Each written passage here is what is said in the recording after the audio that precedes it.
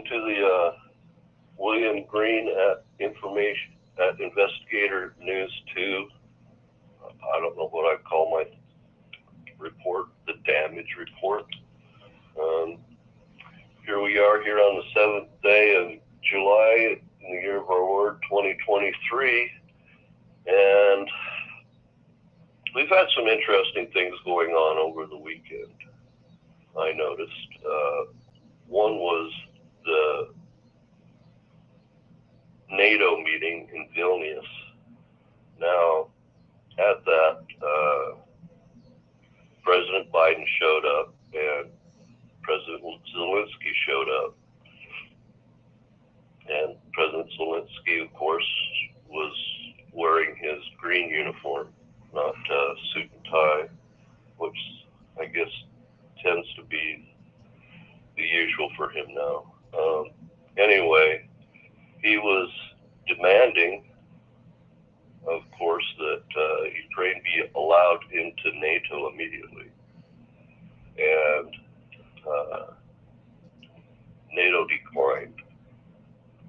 They stated that Ukraine was currently too unstable to be allowed into Ukraine, but that they would make it in the future a one-step process. And I agree, it will probably be a one-step process. Some people have said that even though Ukraine hasn't been allowed into NATO, that it is effectively a junior varsity for partner with NATO. And I can't disagree with that too much. Now, Ellie was wondering whether Zelensky or Ukraine had been allowed into NATO or not. Right. And of course the answer is no, but it is true that he is basically considered a NATO junior varsity nation, if you will, there in Ukraine. So, having said that, happening later in the weekend, this morning, the Kursk Bridge that leads to Crimea from Russia was bombed and damaged. Apparently at one of the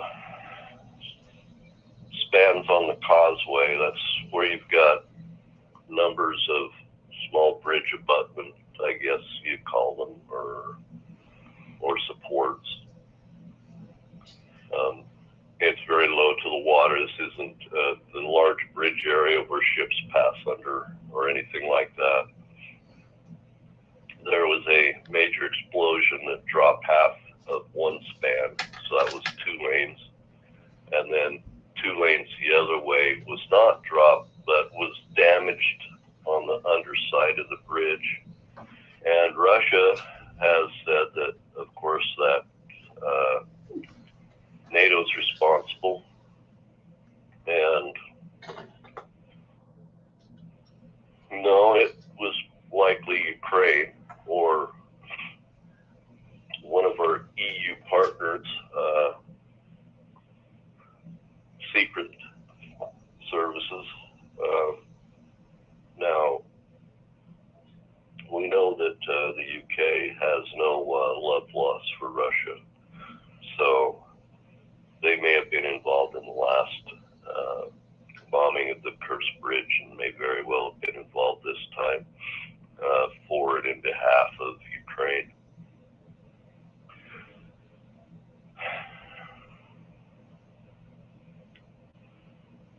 So, according to Redacted,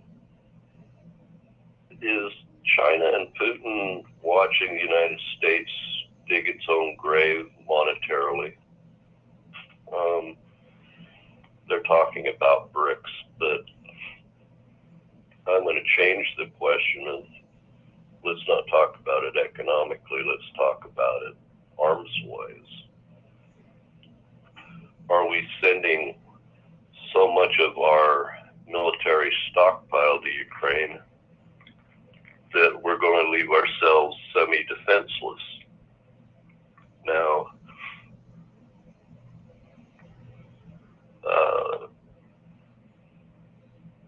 the White House spokesman today talked about it, and they're actually projecting that it's going to take up to 15 years to replenish that entire stockpile, and that they're thinking about increasing the production of especially howitzer shells, 155 howitzer shells, and wondering what it's going to take to increase that production. Now, my thought is, hasn't the war been going on for a year now? I mean, we were talking about this 9 months ago, that the United States needs to have been on a war footing as far as weapons manufacturing, and possibly even an economic superheating to pay for it. And it looks like the Biden administration may be on the brink of possibly mulling that around in the environs of DC and its supports their minds there, right? Talking about a little late to the party. They're pushing this thing, and they're not really wanting to believe it's happening.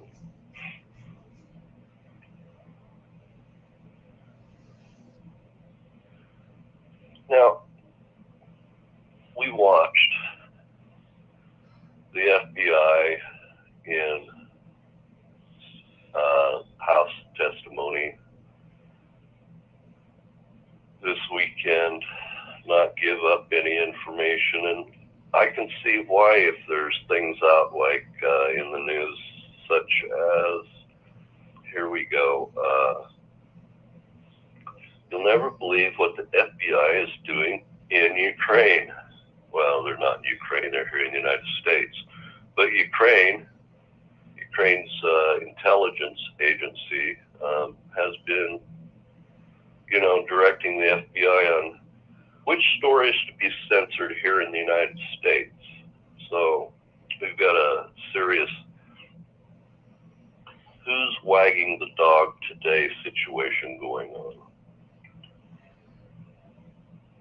So, Ellie, you want me to go ahead and talk about my opinion on where we are with respect to the war? Sure, go ahead. So, with respect to the war in Ukraine, this is just one guy's opinion. For all intents and purposes, we are now in a state of war with Russia. Now, let me kind of go through my thinking here and why I think this may be the fact now. Over the weekend, President Biden signed papers activating both reserve troops and ready reserves of the United States military. Now let me explain what the differences are in those two groups.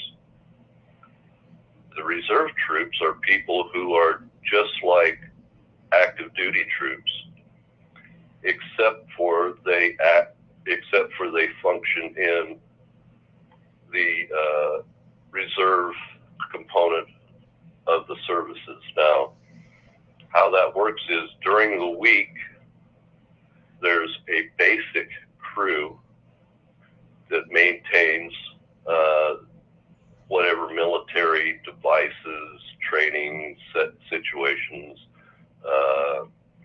bases. And then on the weekends, during the training cycle, a lot of reservists then come in from the civilian sector and continue and do training with those people that are there full time. So that's how the reservists work. And reservists are not like the National Guard. The reservists are different, okay? Reservists can be directed just solely by president. It doesn't need, there's no control over them by state governors. Then there's the Ready Reserve. Now, Ready Reserve is people who have got out of active duty service. They've got their honorable discharges. But for the next 2 years, the military needs to know where it is they are at in case they need to be notified.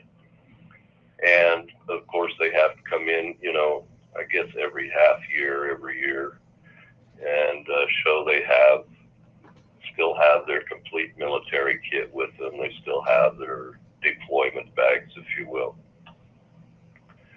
So, and also have a rallying point. Now, the president has signed a document calling up the Red Reserve and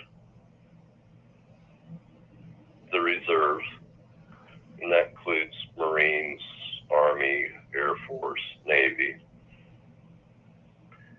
but not the full reserve, just a group of the reserve. And they're going to be filling in for maintenance personnel, other troops rotating out of the European AOR, that's called the Area of Responsibility. Anytime you hear the term AOR, you're talking about a command area. So over every AOR, there's a battle commander. There's a command staff. And so I believe this would be CENTCOM, is CENTCOM's AOR for Asia.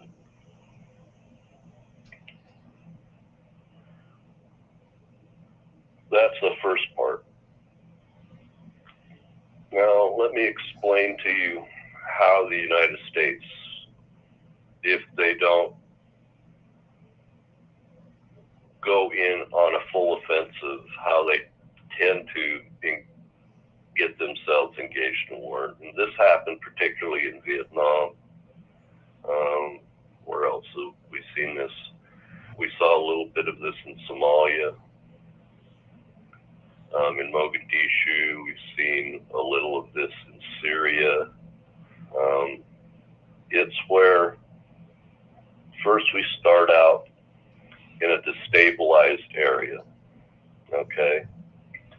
And the first thing we do is we send in advisors. What are advisors? These are people who can train indigenous forces of the current governments in those areas to help them become better fighting forces.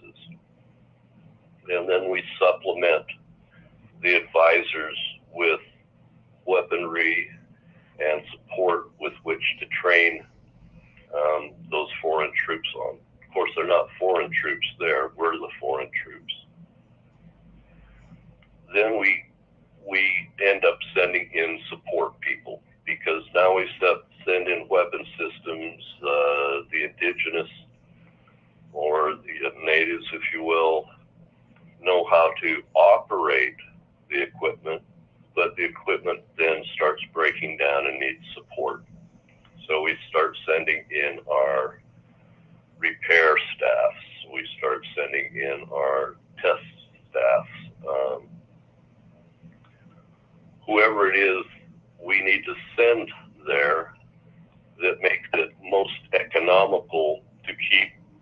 indigenous groups' weapon systems functioning until they catch up on the technology. So instead of transporting things around the world, it's often more cost effective to send our own military repair staff, maintenance troops into those areas to maintain support of weapon systems for the indigenous fighters. Now, William, I asked you about Zelensky, whether or not he joined NATO, and you said he threw a fit. And then you mentioned that. So he begged, and they said no, and he kind of had a temper tantrum. Right, and then NATO kind of admitted that, well, when the time comes when they're not still as unstable because they're at war, that it would just be a one-step process rather than a multi-step process to be accepted into NATO, number one. And that even though he wasn't there going to be in NATO, that, well, because we're supporting him currently with weapon systems, that in point of fact, he's kind of a junior partner, if you will, a junior varsity state in NATO. Is that what you had in mind? Well, yeah, but I'm looking at what he's got in the future of the war in Ukraine, which is bleak. We did do 8 million in drones and the clusters, the javelins, and all that, and a bunch of ammunition. But this is they're looking at a long-term war, and this isn't a long-term war. It's a failure. So let's talk about what's going on in Ukraine right now. Currently, we're starting to see defections out of the Ukrainian forces. So what's going on there? The people they have sent forward into the front, many of them aren't well trained. And so 80% of the forces have low morale because they're effectively doing training on the job, and any war front is a brutal place, and it's especially brutal on the minds of combatants that haven't been trained. You think being in basic training is a steep learning curve? This is like the learning curve on steroids. I mean, the curve is just straight up. So their morale is very, very low, and they're being grabbed up off the streets, right? Just males of whatever age. People down in Odessa on the beach, they're going out for their summer vacation. You know, husbands and boyfriends are being picked up off the beach and effectively being sent straight to the front. They give them some kit, give them some weaponry, they give them some uniforms, they give them some support, and off they go. And these people don't understand what how they might be medically evacuated if they get hurt. They don't understand what maneuvers are. They don't understand how to defeat their enemy. This is all just a basic quandary for them. And it's a psychological nightmare. Plus, you know, they're seeing all kinds of carnage all around them. And because they're not trained, they tend to become what we colloquially in Vietnam called FNGs, and it's the F and new guys. FNGs were the perfect guys to get you killed in Vietnam. Nobody wanted to have anything to do with them. Why? Because they weren't going to live long, number one, so you don't want to get emotionally invested in them. And number two, they were going to do something stupid that were going to cause a situation to get you killed. And seeing as you're going to have to fight your way out of the stupid to save your own life and keep the old guys, alive, the OGs. Now you know where OGs came from. It wasn't actually the gangs originally. So keep the OGs alive, and they're by themselves alive. Uh, they tended to break into two different groups, and these two different groups, it took a long time for a new guy to make his way into the OG. He had to survive 90 or 180 days. Then they would start to consider him not being a new guy, not being quite as dangerous. He's made his mistakes. They're out in the bush, and it's time to have a break, instead of quieting down and limiting your view and being quiet while you were out doing recon, whatever out there. These guys would talk. They would light a cigarette. They would heat their food. All these things would cause smells and the ability for the enemy to identify where they were and then engage them. And so these are the kinds of things that get people killed in a war zone. So, moving on. How did I get here, Ellie? I asked a question. Go ahead. So, the next thing we'll see after these kinds of things happen is we'll see advisors making the move to choosing to become combatants because they become emotionally invested in the indigenous troops they're training. This always happens. It's how nations get oftentimes special forces support, and special forces often go in it as advisors to do training. And so then you've got people who are wearing American uniform involved in a war that hasn't been declared. Then pressure will build on the United States politically, within Congress, within the press, and then the next thing will happen is there will be a special mission, like Russia calls it, or a police action is what we called it in Vietnam, or a security force is what we call it in Syria, or a manhunt is what we called it in Mogadishu, because we were going after a warlord. And then we have regular forces involved. So now it's effectively a direct engagement war.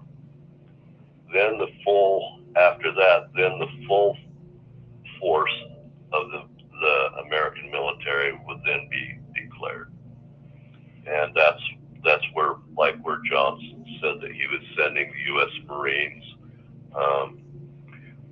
into Vietnam in large numbers. Of course, when the Marines went in, Air Force went in, Navy Air Power became involved, Navy Riverines, the Army's now involved. Everybody's in the fight. It's a full-blown war at that point. So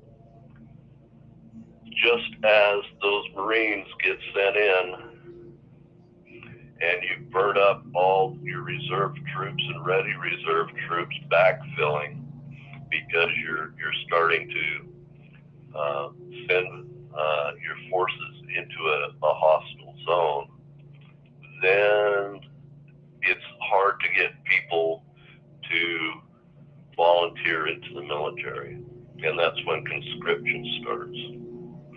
So I believe we are in the advisor support portion of this entire scenario. So if you look in totality of what we've got going on in Ukraine currently, although it hasn't been declared, although we have stated we have no military troops in country, all right, we are effectively at war. And all of these things are going to occur, because anytime you go into a war zone incrementally,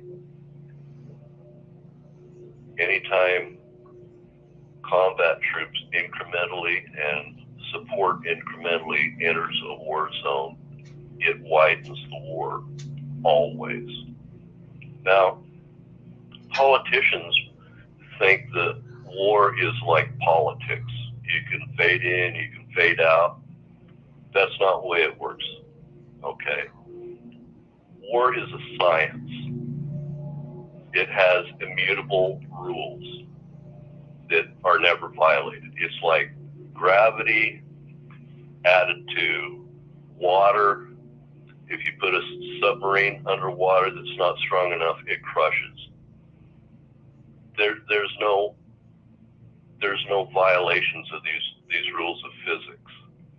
Well, that's the way laws of war work too. They have their own set of physics.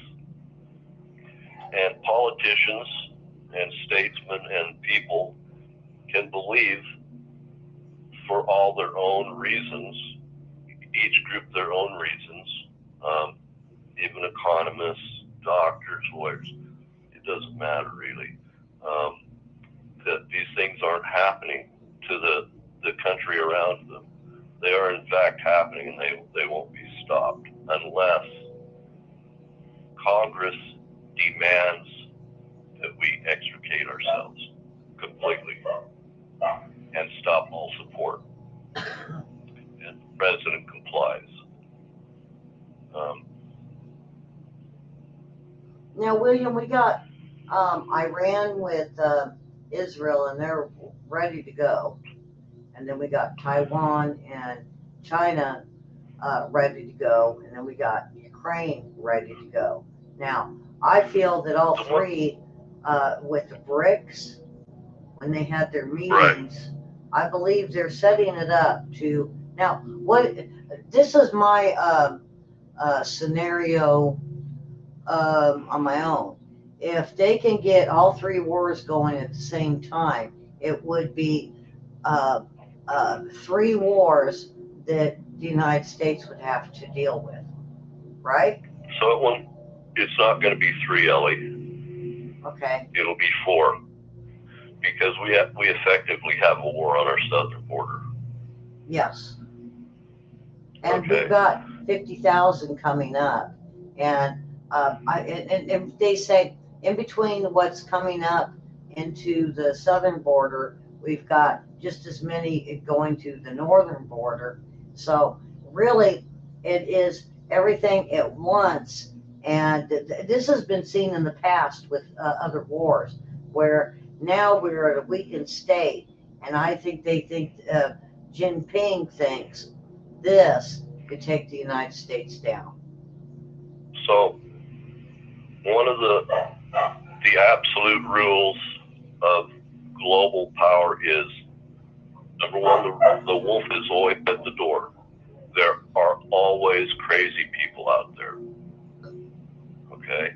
The second is, if you have weak leadership, it leads to instability. And when I talk about instability, it's like this thing in Ukraine. This is instability. And instability for a superpower anywhere leads to instability possibly everywhere. So we're seeing instability become a metastasizing effect, just like a cancer, um, between China and Taiwan, between North Korea, Japan, and the United States, between our good friends to the south and the United States. And oh, by the way, the last time, well, 2 times ago, in the 1860s or 50s, 1850s, yes, might have been 49, 50. So we were at war with Mexico, United States, during the question over Texas. And Mormons were drafted into what was called the Mormon Battalion by the United States Army. And as the United States Army went to California to go down the coast, all right, and secure Southern California, came across the Donner Party, by the way, and they were the first witnesses to what was there. And so it was the Mormon Battalion that got to investigate and clean up that mess. From the last show, I just thought I'd share that with you. Anyways, moving on. So we've got destabilization around the world, and we're seeing the gravity of these situations metastasizing, and we have to get ready as individuals and as families and as communities to support our young people for the time this draft comes. Now, is there a draft right now? Yes, there's a draft right now, but it's not active. Conscription has not begun. But we have had a draft since Vietnam. It just became inactive, especially when we went to the all-volunteer force. But the draft, you still have to register for it if you were a male in the 70s. And after Obama, then females also could be conscripted, but I don't believe they've had to register yet. I might be wrong, but I don't believe they've had to register yet between the time they graduate from high school and 25 years of age. So, yeah, if we continue going down the road we've been going down in Ukraine, we will reach our destination, and I believe we've crossed that road. We're at our destination, and it's just a matter of spooling up now for us. And as we'll have to spool up as the Ukrainian forces break down. Now, we've sent in a number of Bradley fighting vehicles, and I don't know if the Abrams tanks have got there yet, but we've now lost, I believe, 23 Bradley fighting vehicles to the Russians. The Ukrainians are finding they're not being able to move forward because the Russians are so well dug in. And even if they're able to get to the front lines of the Russians through the killing zone, then they've got to deal with landmines. So they've set up their trenches, their landmines, their barbed wires, all the nasties out there that militaries do. They've set up their crossfires, they've set up their comm directorates, all the logistics that they need to do their battle. And so Ukraine is being basically ineffective. Every time, I'm just going to put this out there, if you hear the words Bakhmut, we've been hearing about Bakhmut for how long? Ukraine has been fighting in Bakhmut for how long? Trying to take back Bakhmut for how long? Nothing has changed. There is no offensive. nothing is happening.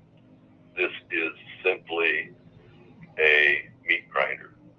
And wherever those forces pass through, okay, wherever that front line moves, everything is laid waste. The civilian population, the buildings, whatever can be used in a military battle is destroyed.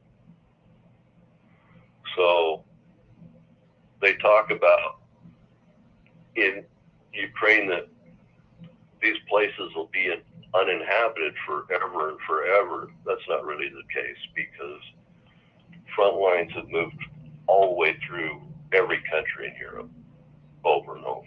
Okay, they're always repopulated as soon as peace comes, but until the people come and it's rebuilt, it is a waste, a disaster. So that's happening. They talk about the importance of borders. The importance of borders are in stabilization of the world and or destabilization of the world. As far as border of any one country, it's insignificant to the world. It's important to that country, but it's insignificant to the world until it becomes a destabilization problem. It metastasizes. And that's where we're at now. It's gone from being a tactical noise to a strategic disaster area. So that's going on. So that's the good news I had to bring you, my opinion. That's just great to declare that. This is stuff I hate to understand sometimes, because it's not good for my depression, I can tell you that. Moving on. My next, I guess you could call it, prediction is, I don't think Biden's going to see November of 24. I don't believe he makes it. I believe we're going to have a new president. Vice President Harris will become our new president sometime between now and then.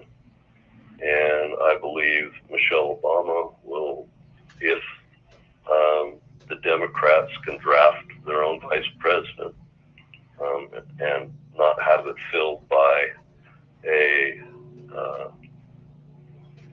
Speaker of the House, then it will be Michelle Obama. Why is this the case? One of Trump's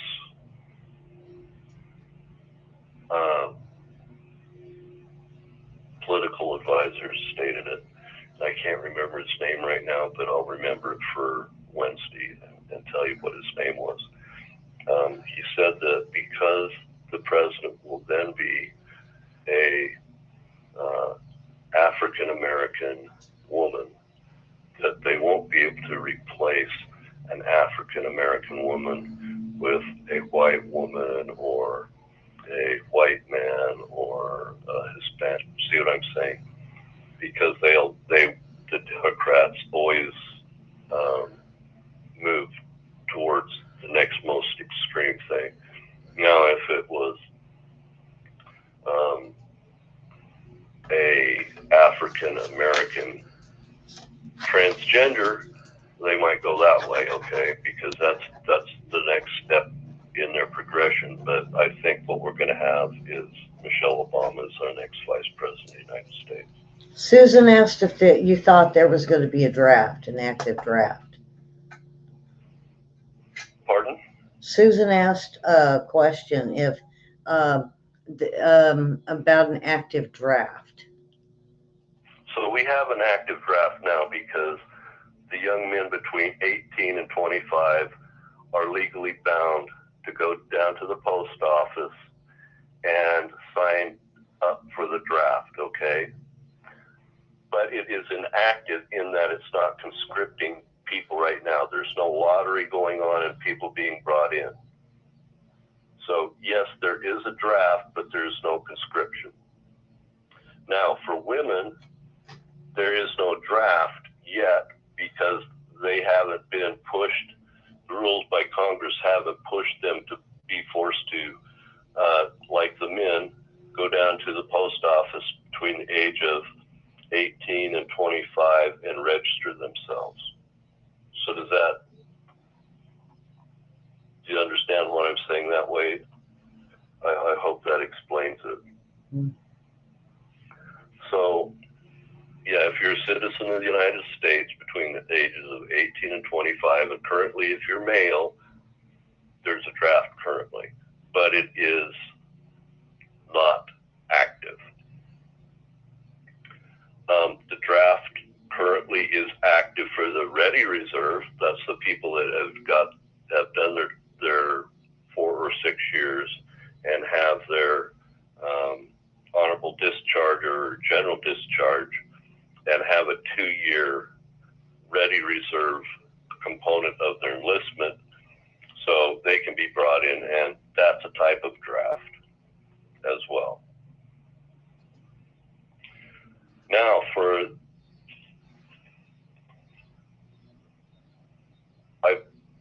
I think that former President Trump will be our next candidate for the White House on the GOP, and there's some rumblings out there that Vivek or Tim Scott will likely be his vice presidential pick. I guess we'll have to see about that.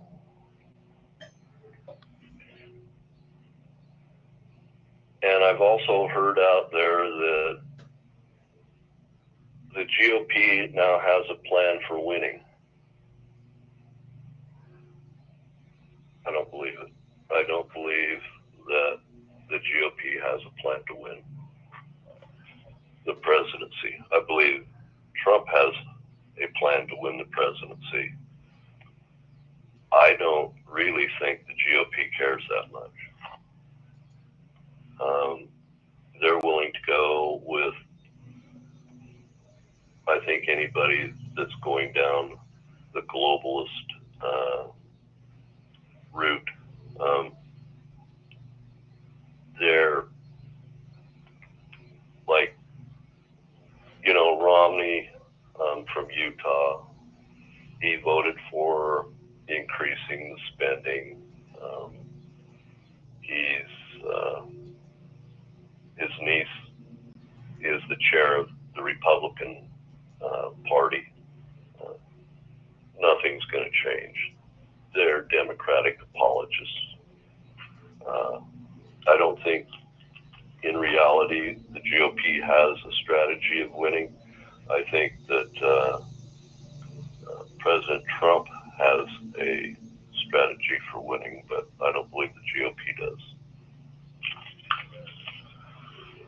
Okay, now, with respect to communism, I think that's where I should have gone with one of our questions. Communism cannot function in a vacuum. What does that mean? Communism only functions and continues to function if it's expanding. It has to be ever expanding.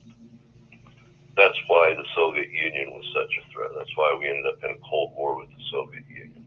That's why we fought Vietnam. It was because communism is continually expanding. Now it's the communists creeping out of China. So since 1917, that was the great communist revolution in Russia. That was the big reaction to government by royalty and colonialism in the world. The next big evolution for most people of the world was to make the step into communism, unlike the United States, which was to take the step into self-determination. That was self-determination. It was just a bridge too far for the vast majority of the world. And the reason is because the vast majority of the world are happy pretty much with any government, as long as they can function in some way and have some quality of life, meaning that they eat, they tend to have a place to get shelter and stay warm, and they tend to be able to clothe themselves and provide nominally for their children. The vast majority of the people of the earth are happy to live in, not happy, but will tolerate those circumstances. When those circumstances break down after 1917, the vast majority of the world has made the step towards communism. Now, the United States didn't do that. Yeah. And the reason the United States didn't do that is, first of all, it was initially religion. But because there was this opening up here in the United States, or New England, of the possibility of land and being able to live a more free existence away from the strictures, the direct governance of royalty from Europe at the time, what happened was all those out throughout the world started moving towards the United States. They were the most aggressive of each population. So there's a continuum across the population of the most aggressive citizens to the least aggressive, the most passive citizens. The United States tends to draw the absolute most aggressives from all the places on earth. And so it's one of the reasons the United States didn't make immediately the jump to communism. But the pressure is now on from the globe, now that we have a universal economic language and a universal airline language in the world, which is English. And now that we have direct global communications, both physically, when we get on an airline, and communications over telephone, internet, radio communications, satellite communications, the world is all one place. So now the folks around the world that had accepted communism, there's far more of them than there are the aggressives here in the United States. So the pressure is going to be on us to accept what everybody else accepted and go along with their plan, because there's more of them than there are of us. And so that's why communism tends to act like, if I might call it, a human infection. It plays on False parts words of the human brain that don't think globally. There's just thought distortions in every human mind. Like, a group that's away from you, if they do something, well, that's because they're bad people. But if somebody does in your group does something wrong, then, well, that's a situation. That was caused by a situation. It wasn't because they're evil. That's a thought distortion. Well, there's a group of about 7 thought distortions out there in the world, like Monday morning quarterbacking, meaning if this and this had happened, then this wouldn't have happened. Well, that's not really the truth, because there could be 100,000 other situations that impinges on it, and something else could have happened to cause some other outcomes. That's another thought distortion. Yeah. So communism plays on thought distortions. It's a real evil thing. And of course it's called in the beginning socialism, then it's national socialism, and if it keeps going, then it becomes communism. And the Nazis were national socialists. Italy now has been socialist forever and ever. Greece is socialist.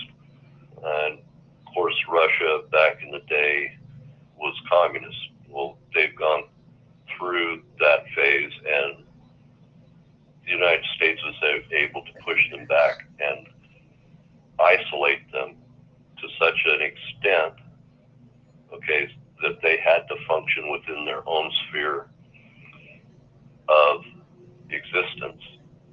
And anytime communism exists in a vacuum, it collapses because it has to grow to function. Now, socialist countries don't have to necessarily grow to survive, but they tend to not be able to protect themselves. Yeah. Because they spend all of their extra income on programs and on corruption for the elite, and arms and the military tend to not be things that they, pleasure and direct needs of the people are far more important to a socialist society than some out in the woods thing like a war that may not come. So they're going to spend naturally their money on what is obviously a problem to them that they can see right now. And so when war does come, they tend to be not prepared for it, which is what we see in NATO. Most of these countries are effectively socialist, including the kingdom. All right. And here in the United States, where we have many of the most aggressives, and that includes aggressives in business, we have people who want to send our money to whomever can produce a product for the least amount of money. Now, businessmen tend to only care about bean counting.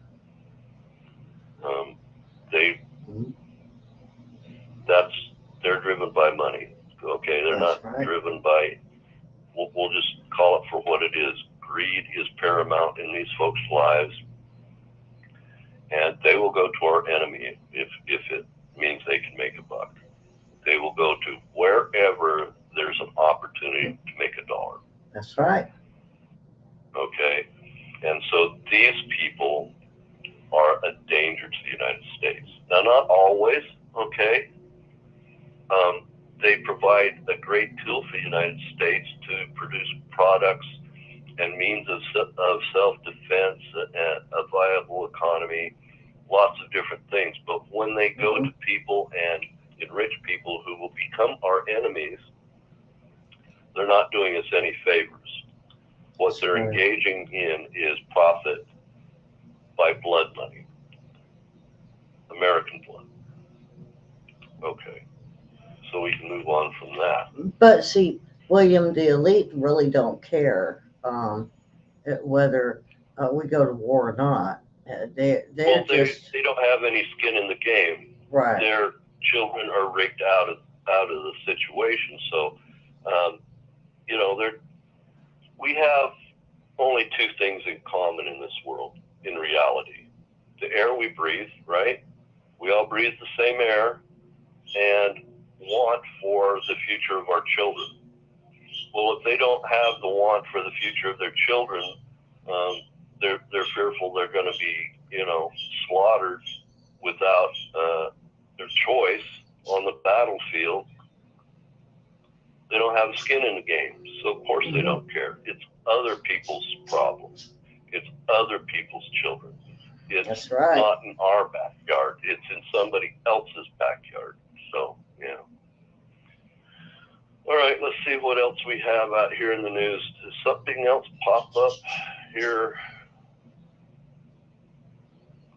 50,000, Ellie? Is that what they said is coming up? Currently in the southern border. So I believe Ellie was telling me earlier in the evening that we have another caravan, I guess they call them, coming from Venezuela. Our southern border. Now get this, I heard this from my neighbor. We have Venezuelan neighbors now, and I don't know if they're going to take more in. I have a lot of Venezuelan neighbors and Chinese neighbors.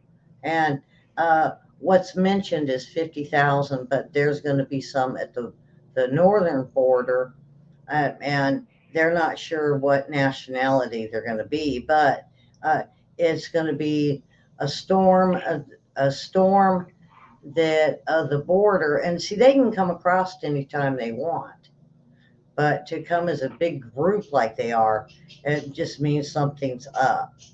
And what I'm hearing from my resources is if they want to do that, as well as let the war begin in Taiwan and Putin go to war with Ukraine all at the same time. And this Well, is you by have to the end of the remember month, by the end of August. there's a Reconquista movement. Now, what is Reconquista? We had a Spanish-American War. We had a Mexican-American War with Texas, and with California, New Mexico, Utah, and I believe Southern Oregon. So there's people to the south of us that think they should have that back. All right. And during a time of destabilization, they may get their way if they decide to push it. All right. So that can happen. No war ever ends. It's delayed. No country, no people ever invade a country either. Okay. What does that mean? Oh my goodness, William, what are you saying? What I'm saying is there's no country in the world that hasn't had borders completely sweep through it, have been repeopled by people outside of those borders. Mm-hmm. That's right. There's no country on earth that hasn't had that happen. It's happened from time immemorial.